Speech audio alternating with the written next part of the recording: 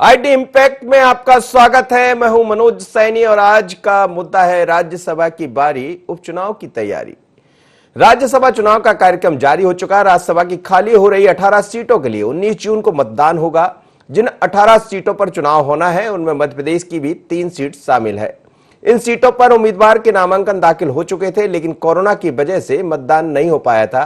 तब मार्च महीने में कुल 55 सीटों पर चुनाव होना था, लेकिन 55 में से 37 सीटों पर उम्मीदवार निर्विरोध चुन लिए गए थे, जिसके बाद 18 सीटों पर चुनाव बाकी था, जो लॉकडाउन के चलते टाल दिया गया था। मध्य प्रदेश में 3 राज्यसभा की सीट खाली हुई है, उनमें बीजेपी की ओर से 2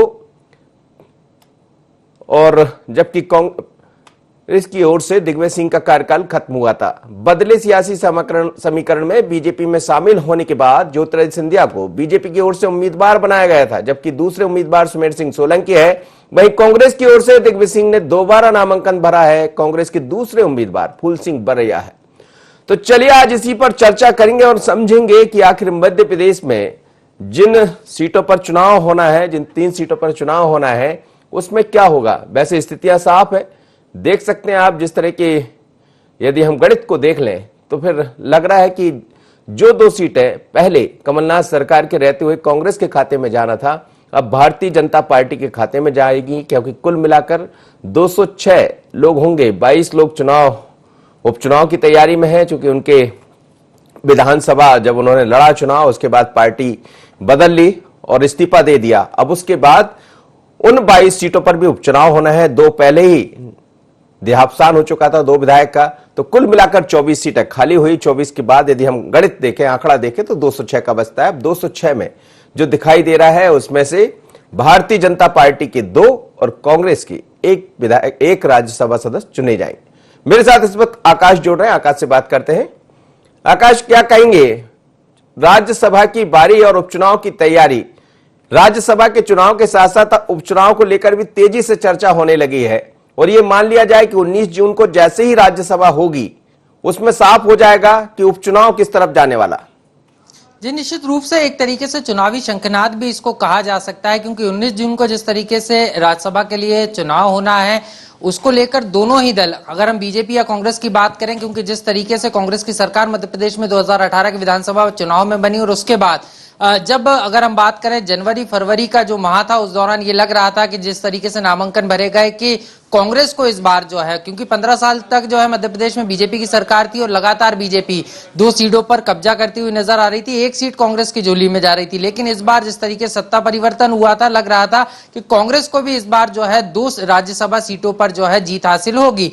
लेकिन जिस तरीके से समीकरण बदले और मार्च आते आते जिस तरीके से 22 विधायकों ने एकाएक जो है कांग्रेस पार्टी के साथ साथ अपनी विधायकी से इस्तीफा दिया और बीजेपी का दामन थाम लिया, उसके बाद अब जो समीकरण है मनोज जी यहाँ पर बदले हुए नजर आ रहे हैं, और जो बैकफुट पर बीजेपी दिख रही थी वो अब फ्रंट फुट पर आती हुई नजर आ रही है। अगर हम बात करें उम्मीदवारों की, तो बीजेपी की तरफ से ज्योतिरादित्य सिंधिया, इसके अलावा सुमेर सिंह सोलंकी को जो है उम्मीदवार बनाया गया है। वहीं अगर हम कांग्रेस की बात करें तो दिग्विजय सिंह को एक बार फिर से मौका दिया गया है। वहीं फूल सिंह बरैया भी जो है वो भी जो है राज्यसभा के लिए दावेदार है सीधे तौर पर। तो अब जो जिस तरीके से समीकरण बन रहे हैं और जिस तरीके से जो सीटें खाली हुई हैं, उसके बाद बड़ी पार्टी बनकर जो है बीजेपी उभरी। यही कारण है कि मध्य प्रदेश में दोबारा से बीजेपी की सरकार बनी और यहां पर राज्यसभा चुनाव भी जो होगा, यहां पर भी बीजेपी आगे नजर आएगी। और निश्चित रूप से अब बीजेपी की जो 2 सीटें हैं राज्यसभा के लिए, क्योंकि 3 सीटों पर जो है चुनाव होना है और 2 सीटें अब स्पष्ट है कि बीजेपी के खाते में जाएंगी, और कहीं ना कहीं यहीं से बीजेपी एक माहौल बनाने की कोशिश भी करेगी और बीजेपी कांग्रेस को प्रेशर में लेने की कोशिश करेगी, क्योंकि जिस तरीके से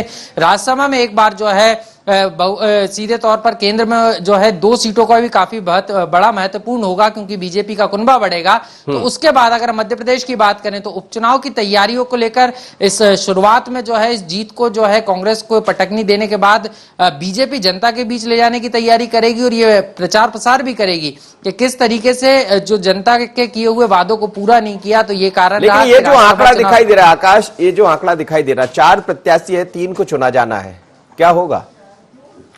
जी, निश्चित रूप से जिस तरीके से अगर हम बात करें 3 प्रत्याशियों को चुना जाना है, 4 प्रत्याशी हैं, तो निश्चित रूप से ये स्पष्ट है कि 1 सीट जो है कांग्रेस जीतेगी। लेकिन ये देखना अहम होगा क्योंकि जिस तरीके से कांग्रेस पार्टी में अंतर्कलह देखी गई, बार बार इस तरीके के आरोप जो है पिछली सरकार के कार्यकाल के दौरान ये लगे कि सरकार को पीछे से दिग्विजय सिंह चला रहे हैं। तो ऐसे में कहीं ये ना हो, क्योंकि दिग्विजय सिंह एक बड़ा चेहरा है और यहाँ पे दिग्विजय सिंह को जो है हार का सामना करना पड़े और फूल सिंह बरैया जो है जीत जाए, ऐसा भी हो सकता है। क्योंकि कांग्रेस पार्टी में सब कुछ हो सकता है, क्योंकि जिस तरीके से कांग्रेस पार्टी छोड़कर विधायक शामिल हुए, तो कहीं ना कहीं ये चिंता की लकीर कांग्रेस के लिए जरूर है मनोज जी, और इसी को देखना है कि कांग्रेस की दो उम्मीदवारों कांग्रेस ही मेरे साथ कुणाल चौधरी भी जुड़ गए हैं और यशपाल सिसोदिया भी, दोनों विधायक है, भारतीय जनता पार्टी से विधायक है यशपाल जी, और कुणाल चौधरी कांग्रेस से विधायक है।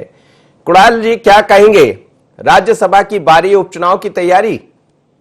स्पष्ट है कि अभी देखे जाओ होता है क्या क्या।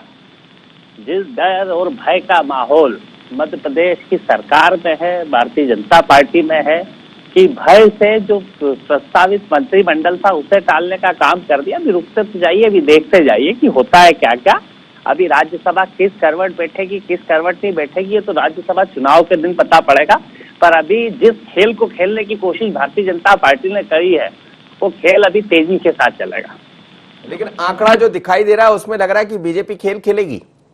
आंकड़ा तो हमारी भी सरकार थी, आंकड़ों से कुछ नहीं होता है। जिस दिन वोटिंग होती है उस दिन होते हैं आंकड़े, वोटिंग के दिन के आंकड़े चलते हैं और आंकड़े उसी दिन के चलेंगे। अभी इंतजार करिए, अभी समय का वेट करिए कि किस प्रकार से किस करवट टूट बैठेगा। अभी बहुत समय है और गंगा जी में बहुत पानी अभी बहेगा। यशपाल जी, गंगा जी में बहुत पानी बहना है अभी।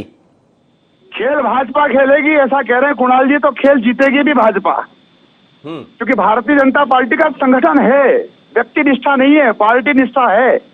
और चिंता करें कांग्रेस बसपा की, चिंता करें दिग्विजय सिंह जी की। हमारी तो जीत कल भी थी, आज भी है और कल भी रहेगी जी। लेकिन फूल सिंह बरैया वर्सेस दिग्विजय सिंह, हाँ तो चिंता बसपा और कांग्रेस करे ना मनोज जी। ये तो उन दोनों को समझाना आपस में, हमारा उस पर कोई रोल नहीं रहेगा। हम तो भारतीय जनता पार्टी का अभी तो ज्ञान गणित तो कांग्रेस को और बसपा को करना है मनोज जी, हमको थोड़ी करना है क्या। हमारा तो इजाफा है, हम तो जीत की ओर अग्रसर हैं। अब चिंता करें कि बरैया जी आएंगे कि दिग्विजय सिंह जी आएंगे। तो राज्यसभा से न माया मिली न राम। तो राज्यसभा से उपचुनाव की तैयारी भी हो जाएगी, राज्यसभा की बारी उपचुनाव की तैयारी। और निश्चित रूप से भारतीय जनता पार्टी किसी भी चुनाव को हल्के में नहीं लेती है।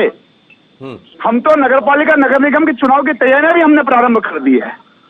जो अप्रत्यक्ष प्रणाली को जो एक मोहर लगी थी कमलनाथ जी की सरकार ने मनोज जी, हम तो न्याय कर रहे हैं। जनता के द्वारा चुना गया प्रतिनिधि कितना मजबूत होता है, ये हम पुनः दिखाना चाहते हैं। लेकिन ये कांग्रेस इस बात को लेकर के मनोज जी डर रही थी कि मेयर हमारे आएंगे नहीं, अध्यक्ष हमारे आएंगे नहीं, हम खरीद फरोख्त कर लेंगे, हम इनको उड़ा करके ले जाएंगे। हम तो बहुत आगे तक चल रहे हैं। कुणाल जी, बड़ा दुर्भाग्य इस प्रदेश का कि जहां कोरोना की महामारी और महासंकट है, जहां पे प्रदेश का किसान प्रताड़ित हो रहा है, वहां ये नगर पंचायत, नगर पालिका, नगर निगम की तैयारी में लगे। जनता इन्हें जवाब अभी उपचुनाव के अंदर दे देगी कि अभी स्थिति और परिस्थिति क्या है, जरूरत क्या है। और अभी से मतलब नगर निगम, नगर पालिका के चुनाव का भी जिसकी तैयारी आज से करने लग गए, तो बड़ा दुर्भाग्य इसी कारण मध्य प्रदेश के अंदर कोरोना फैला है। जिस प्रकार की बातें अभी आपके सामने सम्मानित विधायक जी ने कही, और बात की मुझे तो लगता नहीं कि बसपा का कोई कैंडिडेट भी यहाँ पे खड़ा हुआ है राज्यसभा में। मेरे तो नॉलेज में नहीं है, अगर इनके नॉलेज में है तो बता दें। जो कह रहे हैं कि बसपा समझे, बसपा समझे, पहले तो ये तय कर लें कि कितने कैंडिडेट खड़े हुए हैं, कहाँ से खड़े हुए हैं, किस किस पार्टी से खड़े हुए हैं और कौन किस तरफ जाएगा। पहले इसकी थोड़ी स्टडी करें, उसके बाद थोड़ा बात होगा तो ठीक रहेगा। बसपा का आप बताएं सैनी जी, अगर कोई बसपा का कैंडिडेट हो राज्यसभा के अंदर। फूल सिंह बरैया कभी रहा करते थे, इस वक्त कांग्रेस ने उनको दिया है और कांग्रेस से 2 करते थे तो सिंधिया जी कांग्रेस में रहा करा करते थे। तो आज क्या बीजेपी की प्रत्याशी नहीं है क्या? आज क्या कांग्रेस कहेगा ये फूल सिंह बरैया अब बसपा से नहीं है। जी आपने ही दे दिया है जो कुणाल जी ने प्रश्न किया और उसका उत्तर जो आपने दिया है, मैं आपका आभार व्यक्त करता हूं कि प्रश्न आपने पूछा था और उत्तर हमको मिल गया। इसलिए मिल गया कि और कांग्रेस तैयारी नहीं कर रही क्या? कांग्रेस संगठन में परिवर्तन नहीं कर रही क्या? कांग्रेस ने मुस्लिम वास्तविक को ला करके और जो प्रभारी थे उनको नहीं हटाया क्या? ये कांग्रेस कहती क्या है मनोज जी और करती क्या है? और कुणाल जी बता दें कि हम किसी प्रकार की चुनाव की तैयारी में नहीं है, बता दें कि उपचुनाव की तैयारी संगठन नहीं कर रहा है। हम बताएंगे संगठन की तैयारी करना पड़ती है मनोज जी। चुनाव को चुनाव के दृष्टिकोण से लेना पड़ते हैं। अब कांग्रेस में तो क्या चुनाव संगठन नहीं लड़ता ना, लेकिन वो व्यक्ति कह लड़ता। रहे हैं कि राज्यसभा में भी हम दिखा देंगे आपको, दो के दो लेकर जाने वाले हैं। ये तो कल तक कह रहे थे मनोज जी कि सरकार तो बनेगी, 5 साल तक कमलनाथ जी के नेतृत्व में चलेगी। क्या हो गया? निकल गई सब हवा, निकल गई सब हैकड़ी, आ गए सब सड़कों पर। और भारतीय जनता पार्टी को जनादेश इसलिए मिला है पुनः कि कांग्रेस के लोग, निष्ठावान कार्यकर्ता, वर्षों से विधायक रहे, मंत्री रहे, उन्हें लगा कि ये कैसी कांग्रेस है ये, इस कांग्रेस ने दिया क्या? निर्माण कार्य हो नहीं पा रहे हैं, ट्रांसपोर्ट उद्योग में लगे हुए हैं, किसानों के कर्जे माफ नहीं हुए हैं, बाढ़ में किसी प्रकार की राहत नहीं दी है। ये हम नहीं कह रहे मनोज जी, ये वे लोग जो 22 लोग जो छोड़ कर गए, मंत्री पद छोड़ कर गए, ये वो लोग कह रहे हैं। हमारा आरोप नहीं, हम तो प्रतिपक्ष की भूमिका में थे, हमारा आरोप तो आज भी मौजूद है, कल भी था और आज भी है।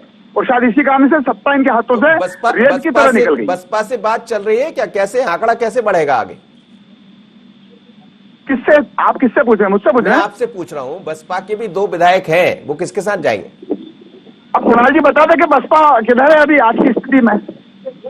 कुणाल जी, अब ये इनको इतना भी नहीं आइडिया तो बड़ी गंभीर बात है, पर पहली बात तो स्पष्ट कर दूं, कांग्रेस पार्टी का मूल उद्देश्य अभी कोरोना की लड़ाई, किसानों को आ रही समस्या, कैसे जनता को राहत दिलाई जाए, इस तरफ सबसे पहला कंसंट्रेशन है कि स्पष्ट रूप से कांग्रेस पार्टी की तरफ से कुणाल चौधरी आधिकारिक रूप से वक्तव्य। एक सेकंड रुके, मैंने सुन ली आपकी बात है ना। दूसरी बात, भारतीय जनता पार्टी कह रही है कि जनादेश जनता देती है, और जनादेश वो कमलनाथ जी को, कांग्रेस पार्टी को दिया था। आपने बिगर पैर की खरीदे हुए जनादेश की सरकार बनाई है, ना कि आपको जनता ने चुना। जनता के जिस दिन जनादेश जाओगे उस दिन जनता सबक सिखाने का काम कर देगी।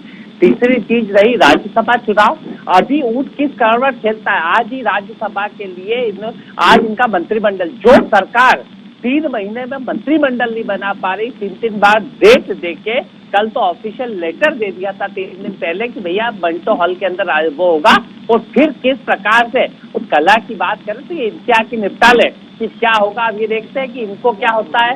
ये बहुत मतलब ये अच्छे इंटेलिजेंट व्यक्ति है और पार्टी के लिए लगातार झूठ बोलते हैं, पर इनको मंत्री बनाते हैं कि इनको सिपाही रहने देते हैं बीजेपी का, और जो बिकाऊ लाल है जिनको माल भी दिया और उन्हीं को मंत्री बना देते। ये बता दो यशपाल जी, बिकाऊ लाल बनेंगे कि टिकाऊ लाल?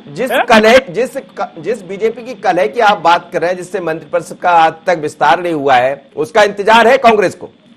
देखिए, हमें इंतजार कुछ नहीं, हम तो जनता के जनादेश के बीच में जाएंगे। 10 दिन चुनाव होंगे, उस दिन जनता के सामने स्पष्ट बातें रखेंगे, और जनता के जनादेश पे हम ऐसे खरीदे बेचे हुए जनादेश से नहीं, हम जनता के चुनाव में जाके जनता के साथ जनादेश से खड़े हैं। तो जनता ने पहले भी हमें जनादेश दिया था, और जिस प्रकार का ये भी आरोप लगा रहे थे, ट्रांसपोर्ट उद्योग किसने चलाया, इंदौर कलेक्टर एसएसटी को किसने हटाया, उज्जैन किसने हटाया, जहां जहां माफिया के खिलाफ कार्रवाई हुई वहां पे उन माफियाओं के दबाव में आके अधिकारियों को हटा कोरोना को और फैलाने का काम करा। क्या ट्रांसफर उद्योग जो आरटीओ में हो रहे हैं, अलग अलग डिपार्टमेंट्स में हो रहे हैं, ये उद्योग आप कौन चला रहा है, ये स्पष्ट रूप से समझ में आ रहा है कि उद्योग कौन चला रहा है। वहाँ तो सरकार चलाते थे, आज कोरोना के काल में उद्योग चलाने का काम कौन कर रहा है, ये बताएं। यशपाल जी सुन रहे हैं आप?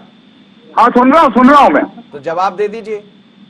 नहीं, कुणाल जी के तो बातों में तर्क के नहीं, मनोज जी क्या जवाब दे कुणाल चौधरी जी के एक शब्द को? झूठ बोलते हैं, तथ्यों का अभाव है। अब इनके साथ डिबेट में बैठना और खाली माली वो एक ही रामायण पुराण पढ़ना, कमलनाथ, इसके अलावा कुणाल जी करते क्या है? कुणाल जी निष्ठा पार्टी के प्रति रखो, व्यक्ति के प्रति निष्ठा मत रखो। मेरा एक सवाल, यशपाल जी एक सवाल, आप बहुत वरिष्ठ है, बहुत इंटेलिजेंट है, विधानसभा में अरे बात तो कर लीजिए। एक सवाल है, इतने 4 बार के विधायक, मेहनती व्यक्ति, उसके बाद भी अभी आपको संशय है कि नहीं कि आप जैसे टिकाऊ लालों को बनाएगी बीजेपी, जो दिन भर झूठ बोल रहे हैं। मैं मंत्री टिकाऊ लालों मत करो, पार्टी तय कर दी हमारी, ये आपकी परिक्रमा होती है हमारे। वो दूसरे जो बिकाऊ लाल है वो तो कह रहे हैं कि हम बनेंगे, हमारे यहाँ परिक्रमा नहीं होती, पराक्रम होता है। अरे रोज देख रहे हैं भोपाल में। अरे यशपाल जी मंत्रिमंडल में होगी, कुणाल जी तो बनाएंगे ना, आपसे थोड़ी। यशपाल जी आपकी पार्टी का ट्रेंड बदल गया, रोज यहाँ पे परिक्रमा नहीं बदला है, ट्रेंड तो अच्छा स्थापित नेता जिनके नाम से तूफान होता था, अब की सरकार, महाराज की सरकार, क्या हो गया? महाराज जी हमारी तरफ आ गए। महाराज की सरकार ही है ना महाराज, वो तो मैं कह रहा हूँ हमारे यहाँ के वायरस मैंने कुणाल भाई मुंगावली के उपचुनाव में देखा था, वहाँ कांग्रेस की सरकार नहीं बन रही थी, वहाँ महाराज की सरकार बन रही थी। ऐसा है क्या? हो गया? वो महाराज जी हमारी तरफ आ गए। एक रिकॉर्ड बताओ, तो क्या मध्य प्रदेश में अगली सरकार महाराज की बनने जा रही है? अगली सरकार भी भारतीय जनता पार्टी की बनेगी मनोज जी।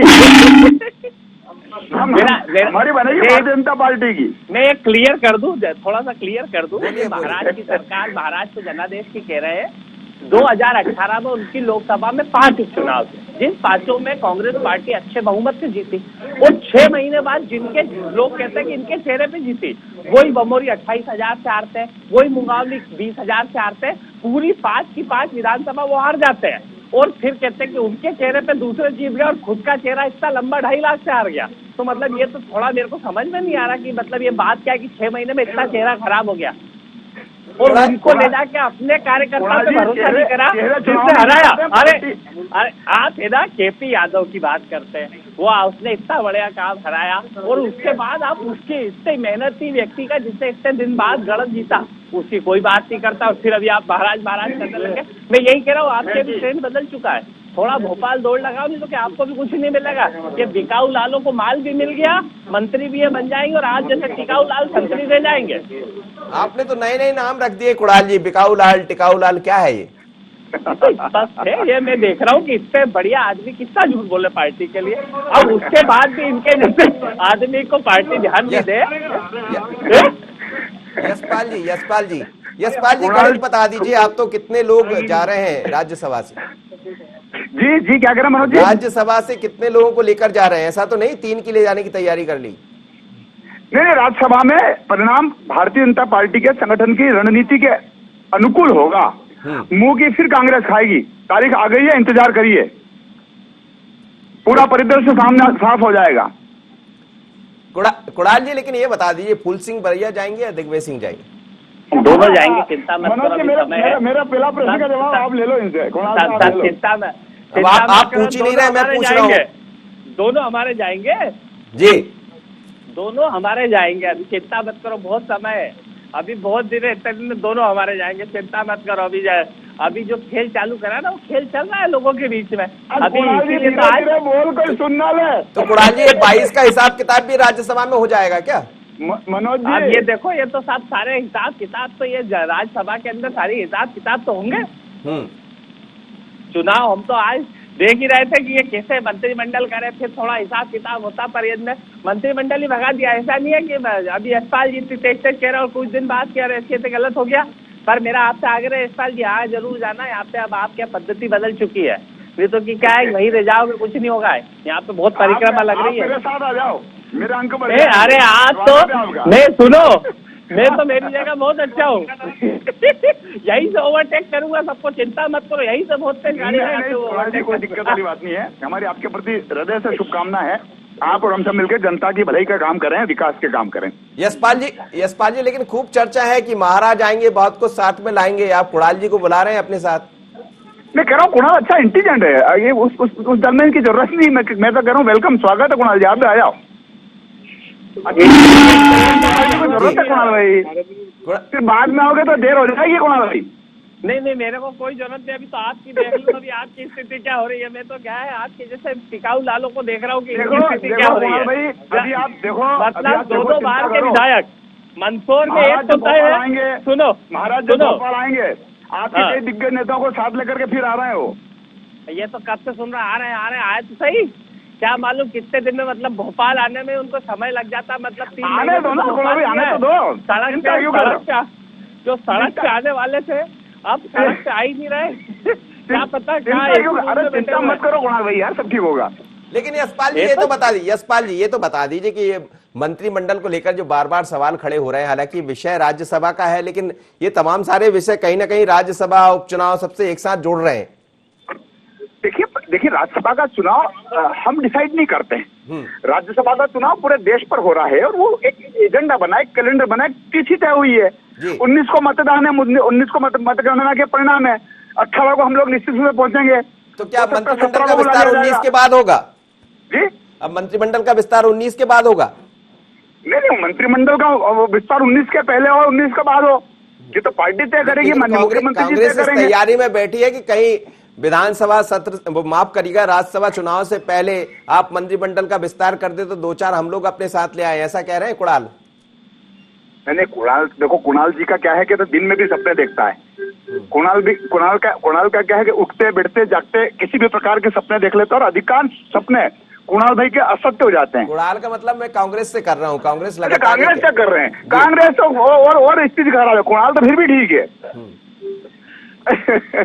चलिए आप कहते ना। हाँ कुणाल जी, जी कुणाल जी ये तो जी। कह रहे हैं कि और आप भी आ जाइए, आपको भी बुला रहे हैं। देखिए, ये इनके बुलाने नहीं बुलाने, इनकी स्थिति तो सुधार ले, पहले खुद की स्थिति सुधार नहीं रही है। जी। घर में मियाँ खाने और अम्मा चले बुलाने, ये वाली स्थिति हो गई है इनके यहाँ। मैंने कहा कि कितने भी बनते हैं, कितने नहीं बनते हैं, किसको बना रहे हैं, किसको नहीं बना रहे, पहले ये तो तय कर ले, फिर दूसरों को बुलाए। मेरा तो ये है यशपाल जी के प्रतिनिधि, क्योंकि ये सदन में अच्छा कहते हैं, तो इनके जैसे टिकाऊ लालों को होना चाहिए, और इनके जैसे टिकाऊ लालों को नहीं बना के अगर बिकाऊ लाल ही बनाने तो फिर तो ये देख ली, वो बिकाऊ लाल तो कह रहे हैं हम तो मंत्री बनेंगे, आज नहीं बने कल बने, और ये कह रहे हैं मैं तो सिपाही हूँ, देखो क्या होगा। कुणाल जी लेकिन एक सवाल मेरा है पर्सनली, दिग्विजय सिंह और फूल सिंह बरैया 2 मैदान में है, भारतीय जनता पार्टी ये कह रही कि 2 तो हम अपने लेकर जाएंगे, पहले सत्यनारायण जटिया और प्रभात झा थे, लेकिन फूल सिंह बरैया एक दूसरे वर्ग से आते हैं, उस वर्ग का इस समय खासकर चंबल और ग्वालियर की हम बात करें तो वो दिखाई देता है। यदि फूल सिंह बरैया नहीं बन पाए तो इसका असर कहीं और तो दिखाई नहीं देगा। नहीं बन पाएगा, कोई सवाल ही नहीं, दोनों ही बनेंगे। आप निश्चिंत रहे, अभी चुनाव आएगा तो सारी निश्चिंतता हो जाएगी, आप निश्चिंत रहे कि दोनों बने। जी यशपाल जी, जी जी जी जी, दोनों को बना रहे हैं ये, आप भी दोनों के सपने देख रहे हैं, ये भी दोनों के सपने देख रहे हैं, सपना किसका पूरा होगा? सपना भारतीय जनता पार्टी का पूरा होगा, हमारी ताकत बड़ी है। और दूसरा मैं फिर कहना चाहता हूँ, मनोज जी आपने अच्छी याद दिला दी, अभी बसपा की तरफ से मैंने एक समाचार देखा था, पढ़ा था कि उपचुनाव में बसपा चुनाव लड़ेगी। कांग्रेस की स्थिति दुर्गति के रूप में फिर कगार पर जा रही है। आप राज्यसभा को जोड़ रहे हैं, मैं इसको और आगे जोड़ना चाहता हूँ कि अगर बसपा ये करेगी सारे उपचुनाव 24 के 24 स्थान पर बसपा चुनाव लड़ेगी, तो फिर मैं कहना चाहता हूँ, कुणाल जी को का भी ध्यान चाहूंगा कि कांग्रेस का बसपा का गठबंधन क्या है, किस प्रकार का है, जरा स्पष्ट करे, क्योंकि राज्यसभा भी सरमाथे है और उपचुनाव भी सरमाथे है। तो बीजेपी तो नहीं लड़वा रही कहीं बसपा को? जी, बीजेपी तो बसपा को नहीं लड़वा रही। नहीं बीजेपी ने बसपा ने कहा कि हम उपचुनाव लड़ेंगे। भी लगते रहे। नहीं, बसपा कह रही कि हम उपचुनाव लड़ेंगे। नहीं, मैं भी वही कह रहा हूँ, बसपा उपचुनाव लड़ेगी, लेकिन लड़वा तो नहीं रही बीजेपी। बीजेपी का को लड़वाएगी, बसपा का उनका अपना एक दल है, राष्ट्रीय दल है, मान्यता प्राप्त दल है। नई आहट सुनाई दे रही है एक। नहीं, वो तो कांग्रेस के साथ उनका दामन का साथ है, दामन का। कुणाल जी, बसपा का नाम लेकर ये नई एक चुनौती दे रहे हैं। देखिए, पहली बात तो इन्हें जितनी चुनौती थी, उस ग्वालियर चंबल की पूरी जनता ने बीजेपी का सुपड़ा साफ कर दिया, और कांग्रेस पार्टी के साथ ग्वालियर चंबल पूरा था।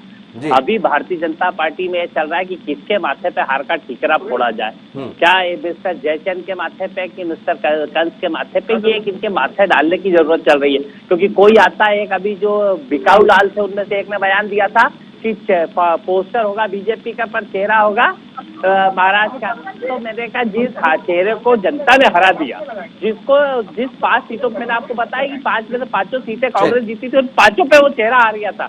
अब उसको चेहरा बनाने की बात चल रही, तो जो स्थिति किसका चेहरा होगा, कौन चेहरा उपचुनाव में दिखाई देगा और किसके 2 लोग जाएंगे राज्यसभा से। आप दोनों मेहमानों का बहुत बहुत धन्यवाद। आकाश मेरे साथ जुड़े थे, आकाश आपका भी धन्यवाद।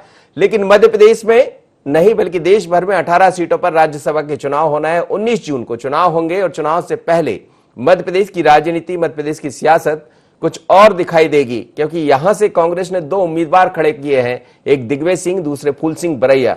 तो क्या फूल सिंह बरैया का क्या होगा, और यदि फूल सिंह बरैया आते हैं तो दिग्विजय सिंह का क्या होगा? क्योंकि भारतीय जनता पार्टी के पास यदि आंकड़ों को देखें तो अभी ये तो साफ नजर आ रहा है कि 2 लोग अपने जिता पाने में सफल रहेगी, पर फिर भी राज्यसभा के भीतर क्या दिखाई देता है, क्योंकि कई दफा जो दिखता है वो होता नहीं है। तो इंतजार कीजिए, पर राज्यसभा की बारी और उपचुनाव की तैयारी। इतना ही, मुझे दीजिए इजाजत, बने रहिए IND 24 पर।